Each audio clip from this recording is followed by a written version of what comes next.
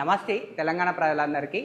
Present మనతోన biology subject Narender sir ఉన్నాడు. వెనకాల కనిపించేవన్నీ సార్ వేసిన పిక్చర్సే.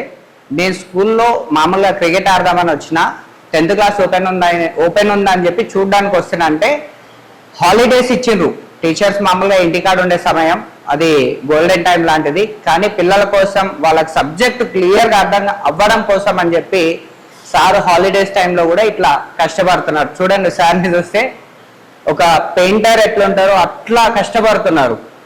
అంటే ఇలాంటి టీచర్స్ మా తెలంగాణలో గొరిటా గ్రామానికి, అంటే నాగర్ కర్నూలు జిల్లా తిమ్మాజిపేట మండలం గొరిటా గ్రామానికి ఇలాంటి ఆదర్శమైన టీచర్స్ దొరకడం చాలా గొప్ప విషయం.